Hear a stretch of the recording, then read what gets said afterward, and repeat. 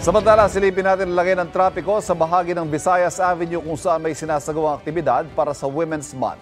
Live mula sa Quezon City, may unang balita. Si James Agustin. James? Van, good morning. Abiso sa mga kapuso nating motorista na daraan dito sa Visayas Avenue dahil nakasarado po itong bahaging ito ng kalsada dahil nga doon sa aktibidad na may kinalaman sa Women's Month. Mula alas 4 ng umaga kanina, isinara na sa daloy ng trapiko ang Visayas Avenue mula sa kanto ng Congressional Avenue hanggang Tandansora Avenue. Nagbukas naman ang zipper lane kung saan nag-counterflow ang mga sasakyan na patungong Tandansora Avenue. Ito'y para po sa kick-off celebration of Women's Month, Sumayaw at Umindak 2.0.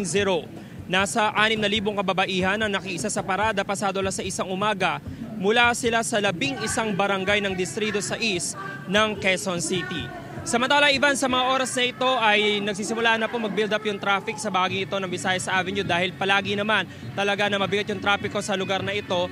At dito nga ay nakasara kasi yung mga patungo doon sa may area ng Tandansora ay kinakailangan na talaga mag-counterflow doon sa kabilang lane at isang lane lamang yung nadaraanan nila. Kaya abiso sa mga kapuso natin na kung makakahanap sila ng alternatibong ruta ay doon na muna sila dumaan at iwasan na muna itong lugar dahil nagpapatuloy pa rin yung programa hanggang mamaya pa pong alas 11 ng umaga ito. Yan ang unang balita mula rito sa Quezon City. Ako po si James Agustin para sa GMA Integrated News.